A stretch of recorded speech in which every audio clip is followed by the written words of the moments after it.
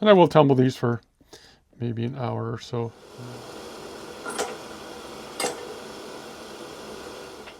Dial indicator from Innovative Technology. There we go. Look at that. So we are right on the money.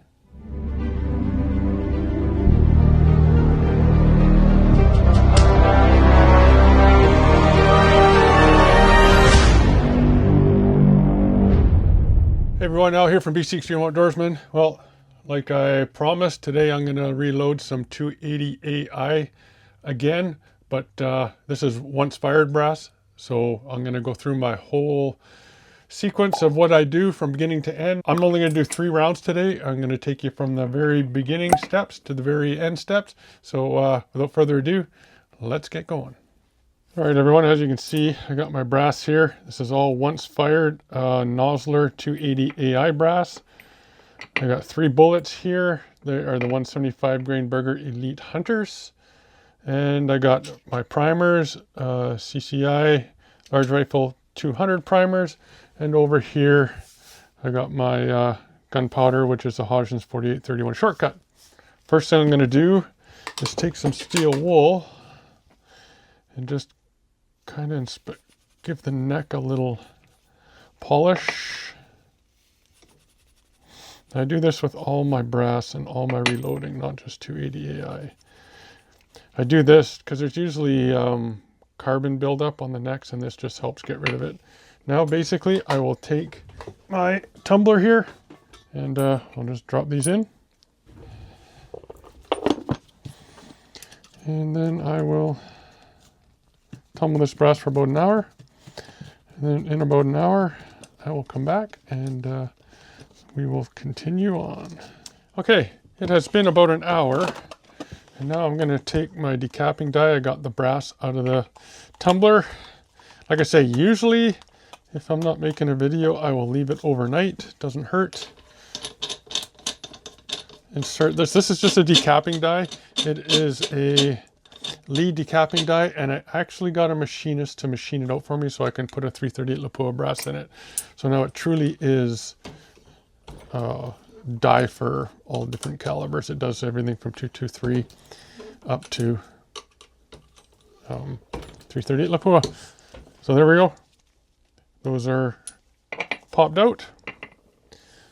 So now basically what I will do, I'll set that aside. I will grab my Hornady case prep station, or little tool.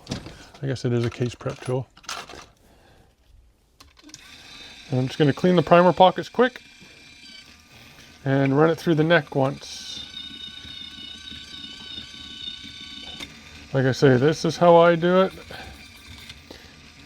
I'm sure other people have better ways and quicker ways to do it, but I've been doing this for the last 40 plus years, and it just works for me. The next step after this is going to be annealing. There we go. I'll dump that out. Leave that there. Actually, I don't want that in there. This is just a it's a Redding primer pocket uniformer, and it just screws into there and helps clean out the primer pockets and uniform. I mean, Nosler brass is pretty good. You can see it didn't take anything really out of there other than the carbon buildup from the primers. And some people say they don't even do that, and that's fine. Everybody has their own routine, and I'm just showing you mine because when I did the last video, people showed interest and they did ask for me to do a complete video on once fired brass, which this is. Okay, so now we got the primers out. It's been cleaned. Necks have been ran through. Now it's time to anneal. So I'm going to head upstairs to the annealing machine and show you that process. All right, so now I am set up here to do some annealing. I got the annealies here. I've been using this here for quite a few years. It's the Gen 1, the first one. It works just fine for me. Like I said, I have been annealing almost probably 30 years, over 30 years. And I pretty much know what to do. I've been doing it for years. I've never had issue. I get the torch so that it's hitting like right there on the the shoulder, and just before it turns bright cherry red, I let her dump, and I can adjust that with the size of the flame and with the speed of the motor. And I'm not going to bore you with that. It's just trial and error and years of practice. And I'm going to do that. I'm going to do the annealing now. So basically I will plug in the annealer and it should start up. And start the torch.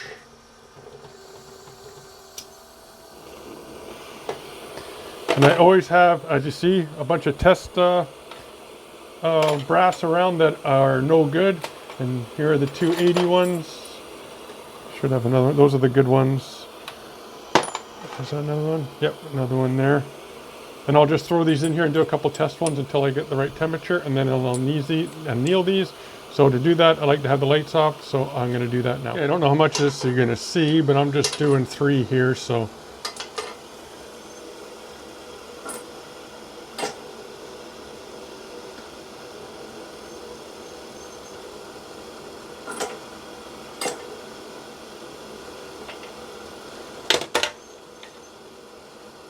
See how it's just starting to glow red? That'll be plenty enough. And that's that. Just like that, we're done. Okay, lights are on. And as you can see, the brass, I don't know if you can see that very good in there, but they now have that little annealing mark. And good to go. So now I just always, one thing I always find with this is always run out the gas. Once the flame gets low like that, open her up. I don't know, it's just a good thing to do, help keep the nozzle clean. So now we'll head downstairs and continue on with the reloading process. All right, so the next step in brass prep, you can see how they got the nice little annealing marks on them. Now we get into the resizing part and lubrication part. So normally what I will do is I would grab this tray and I'd stand everything up like this, and then I'd give it a shot of Hornady one-shot spray. But since I'm only doing 3, I am just going to use wax, Imperial sizing die wax. If I can get it open. And I'm just going to put a little bit on the necks and the body, like this. Don't need a lot, and actually the brass is still warm, so it melts nice. Now one more thing I'm going to do, and like I say, it's just something that I do. I'm going to get a little bit of wax, and I'm going to put it on the inside of the neck. Not a lot, because I will be using this Imperial Media application media dry lube as well. I just like to have a little extra lube in the necks. Next time I go to the range, I will shoot these ones, and we'll shoot. I'm probably thinking I'm going to shoot at 700 yards, and I'll put a quick group at 700 yards. Or sorry, 700 meters, 770 yards on a 14-inch target. Okay, I always have a rag around as well. Okay, now, this little dial indicator from Innovative Technologies. Now, like I say, I've been using this for like 15 years or more. That's a seating die, right here. But here's the resizing ball. If I can get it out, which would normally go inside here and would hold the decapping pin in. Took that out because I'm going to use a mandrel set.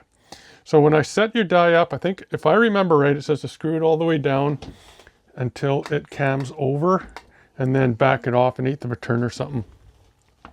Well, because I only want to bump my shoulder back 1 1/2 thousandths of an inch, I'll take one of these, and it has to have the primer out.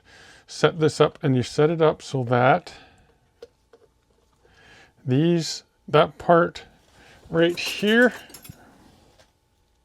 right there, know if you can see that, is just about in the middle of the shoulder area, which is pretty much where it is now.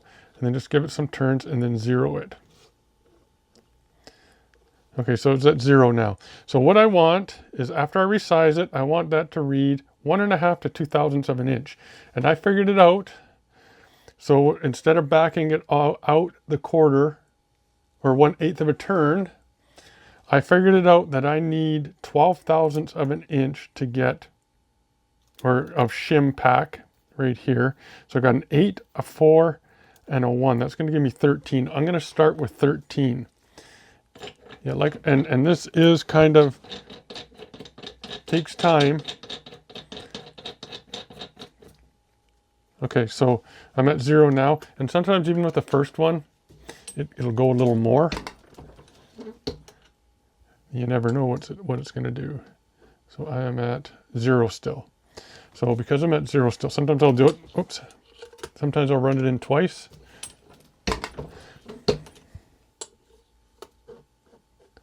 Still 0. So I'll take that 1 thou out.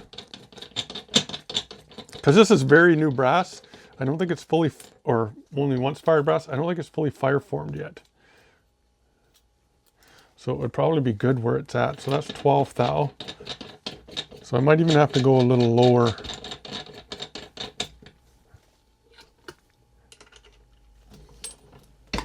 Hopefully not, but we'll see. Yeah, I'm gonna have to go lower. So I'm gonna play with this until I get it. No sense you guys watching me do this. Okay, I should have just left it running because I actually took from 13 thou, went to 12, it still did it. And then I went from 12 to 10 thou, took 2 thou out. And if you see, I'm at minus 1 thou of an inch in shoulder bump, which I am happy with. There you go, so 1.5 thou there. So it does take a little bit, but once you get on it, it's fine. 2 thou. 1.5 to 2 thou, exactly. So that's perfect. So that's my resizing procedure complete. So now I'm going to wipe off the lube, and I'll do that, and then we'll continue on to the next step here. So, okay, so the next process in prepping the brass is to trim it. So the trim to length is 2.525, and I'm 2.5305. So I like to take at least, I'll take at least 0.003 off that. And to do that, I like to have it, not like, I don't trim right to Sammy specs all the time. I'll do like 3 thou before. So 2.525, I will trim to 2.528 roughly. And to do that, I use this machine, which is the Lyman case trimmer. There's a lot of nicer trimmers out there, but for the money, I really like this one. And it's fairly fast and very consistent, which is good. And I reload so many calibers that it would like if I had a Henderson or something, I think it would just take too long to switch calibers all the time. Or I can't remember what the other one is, but there is nicer ones out there. But this is the one I'm going to use. And to set this up, I got it marked so out is that way. And I did use a dummy case, which I have right here. So I got to go out some more, out a lot more. I'm pressing in right now and going in. Just touching there. So that case is garbage anyways. So I'm gonna put this one in, nice and slow. You can see it just touched. And now we're gonna see what we're at. 2.26, I wanted 2.28, so I'll just come out a couple thou. I mean, a couple thou here and there isn't going to matter. There you go, what I want, 2.528. That's pretty much what I got there.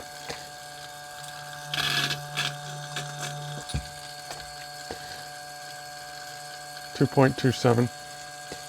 That's fine, 2.257 that is. And that's going to be good for that thing. So this thing here comes with a bunch of different pilot and collets and stuff right here. It comes with it. Now, it didn't come with a 338 Lapua one. So again, I got a machinist to machine it out. So now it accepts the 338. And I did it with like a number 4 one that I'll never use, which is a 300 ACC or 17 Fireball. So I would never have used that one for anything else. So I now made this one into a 338 Lapua bushing. So there, we're done with this. So we don't need this anymore. Next step is going to be, which is a quick step, is going to be to chamfer in and out. Just a little bit, and I always wipe the case neck.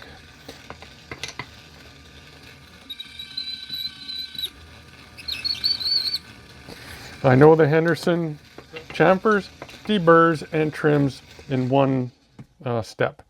So that is done. And also I do want to also remind you guys that that was a full length resizing die that I did resize the brass with. So basically now this brass is ready for primers and a mandrel, and I'm going to set that stuff up now, and then I'll come back. Okay, so this is my APW expander mandrel set. Awesome set. And I always take this piece here, and I already did it, but I'll just show you guys. So I take this out, I put the new one in, and I dip this in the dry media. Now this is a 0.282 neck mandrel. So it is gonna expand my neck to 0.282.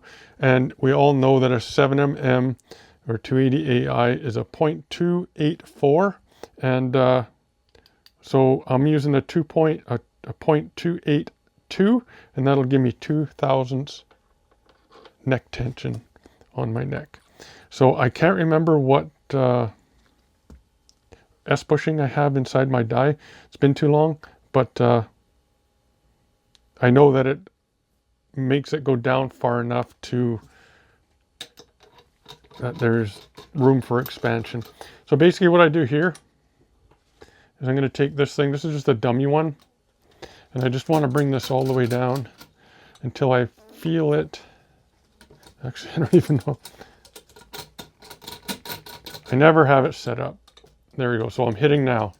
So that's perfect. So now I know I was just feeling to see when it bottomed out in here.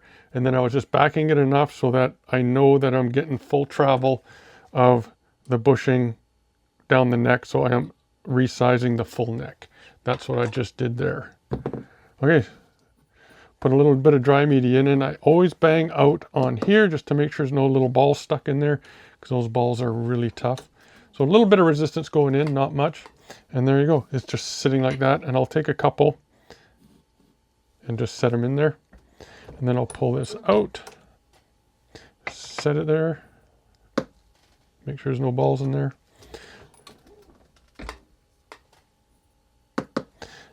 Usually I'm priming at the same time, but because I'm only doing 3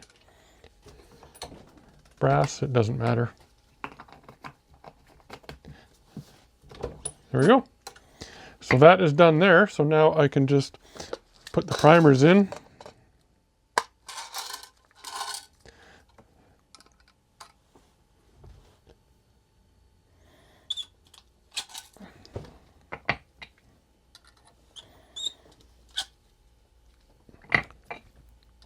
And what I'm using to do this is the Frankfurt Arsenal primer tool. It works really good. You can actually adjust it manually right here, your depth. And the depth I like is the depth that I got, and it's just so that it's just flush, maybe down, maybe 1/1000 of an inch. And I will wipe the outside of the case off to get the dry neck lube off the outside. Okay, we are ready now for powder. So for powder, I have this funnel again for Lyman. I hope I called that trimmer a Lyman case trimmer express, because that's what it is. It comes with all these different collets, and I need the 7mm. Put that in. A lot of this stuff you guys seen before. And then I have this Hornady kit here. It's right now I got the 6 million. I want to find the 7mm, which is right there. And this is what I'll measure my overall length with. I'm sure you guys seen me use this before. I'll just set it in the calipers like this, tighten it, give it another thing, and then I will zero it, and then I'll shut it off. Okay, on that note, I'm going to get the scale ready, and we're going to measure out some powder charges, so be right back. Okay, so I got the scale all set up. I want it to throw 59.5 grains. That's what it's got. So that should dump automatically for me. This thing does this once in a while, and I just caught it on video. It screws up on me, which means I have to turn it all on again and start over.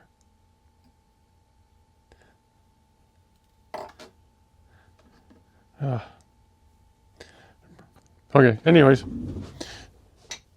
here's one.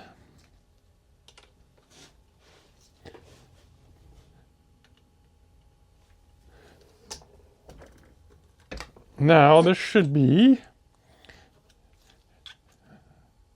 2.700 with that in there. Look at that, almost perfect. So we'll call that good. So that's one complete round. And of 280 Ackley with a 175 grain Burger Elite Hunter, Nosler brass. Yeah, there we go. So, okay, I got it going again. Now, I mean, it takes a little bit of finesse to set this thing up, and takes a little bit of time. So 59.50, exactly what I want. I always double check I think that's called the platinum or something, to make sure that there's no powder kernels on there. Very rarely there is, but once in a while you do get one that falls.